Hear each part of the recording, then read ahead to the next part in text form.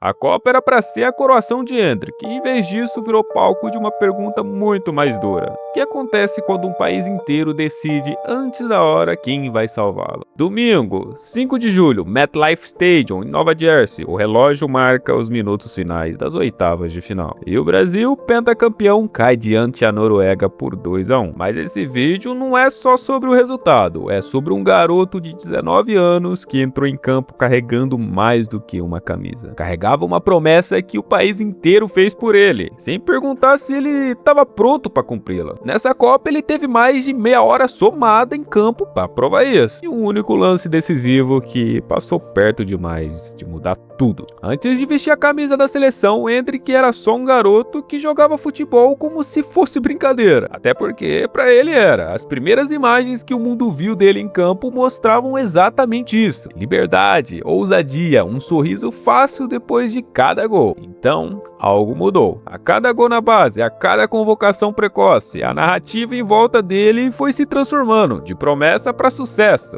de sucessor para salvador. O Brasil, sem título mundial desde 2002, o maior jejum da história, decidiu que precisava de um herói pronto. E muitos escolheram o Hendrick, antes mesmo de ele completar 20 anos. Loucura, né? É uma armadilha silenciosa, porque ninguém pergunta ao prodígio se ele quer carregar esse peso. Simplesmente entregam a ele e esperam que agradeça. E quando você não cumpre com as expectativas colocadas em seus ombros, aí, meu amigo, é 2 vezes pior. No segundo tempo, de Brasil contra a Noruega, Vini Júnior rompe pela esquerda e encontra um passe açucarado pro Hendrick. Hendrick recebe em alta velocidade sozinho, cara a cara com o goleiro norueguês, e é o tipo de chance que um atacante de elite converte 9 em 10 vezes. Ele toca na saída de Nilan e a bola sai por pouco, por muito pouco, mas sai. Não é só sobre técnica. Hendrick tem um repertório para resolver esse lance dormindo, mas é sobre milésimos de segundo antes do toque. Aquele instante em que o corpo decide se confia no treino ou escuta o peso de 200 milhões de pessoas gritando ao mesmo tempo. Especialistas em performance esportiva chamam isso de paralisia por excesso de análise. Sob estresse extremo, o cérebro troca a resposta automática instintiva por um processamento consciente lento demais para o jogo. O resultado é exatamente o que se viu. Uma fração de segundos de hesitação, onde deveria haver apenas reflexo. Hendrick entrou em 4 partidas nessa Copa, contra o Haiti, Escócia, Japão e Noruega. Sempre saindo do banco, sempre nos minutos finais, sempre com a missão impossível de resolver em instantes, o que o time não resolveu em 90. E ele quase resolveu, quase.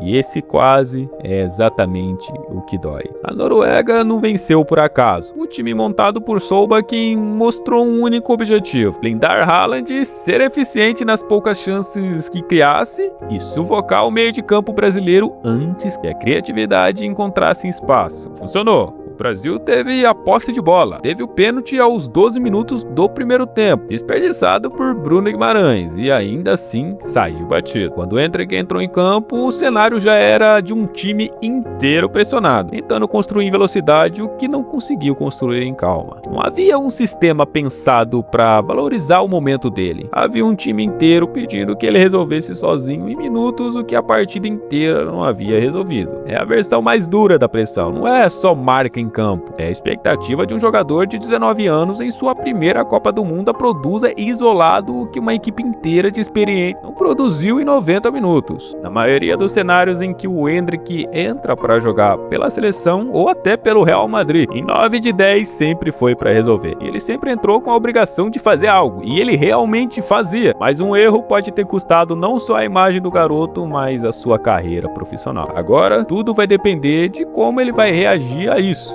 O futebol é assim, ele pune. Enfim, poucas seleções carregam o peso que o Brasil carrega em uma Copa do Mundo. Para um país pentacampeão cair nas oitavas de finais, a pior campanha em 36 anos desde 1990. Não é apenas um resultado esportivo. É tratado como uma ferida nacional. E enquanto essa ferida precisar de um responsável, a expectativa recai injustamente sobre o nome mais jovem, mais promissor e mais visado do elenco. Horas depois da eliminação, Endrick usou as redes sociais para se manifestar. Uma mensagem sincera, ele agradeceu a família, a Deus e a torcida pelo apoio e admitiu que ainda não estava encontrando as palavras certas para confortar quem também sofria com o resultado. É a fala de alguém que sente o peso da expectativa coletiva, mesmo tendo entrado em campo por pouquíssimos minutos em cada partida. E esse é o imposto invisível de ser a esperança de um país. Cada erro vira manchete, cada minuto em campo é analisado como se fosse um final. E a pressão não vem apenas da Noruega, do outro lado do campo, vem de 200 milhões de pessoas em casa. A história é cheia de talentos que precisaram atravessar exatamente esse tipo de provação para se tornarem o que estavam destinados a ser. Não existe atalho, o caminho para se tornar lenda passa quase sempre por um momento como este. E o que vier depois desta Copa vai definir menos a carreira de Endrick do que se imagina hoje. Ele tem 19 anos, tem tempo, tem talento reconhecido por quem entende o futebol. E o que precisa reconstruir agora não é a técnica, é a liberdade de jogar sem medo. A mesma que tinha quando ninguém esperava nada além de alegria. Talvez seja exatamente essa a diferença entre um talento geracional e uma lenda. Não é nunca errar sob pressão, é voltar a jogar como se a pressão não existisse, sabendo o tempo todo que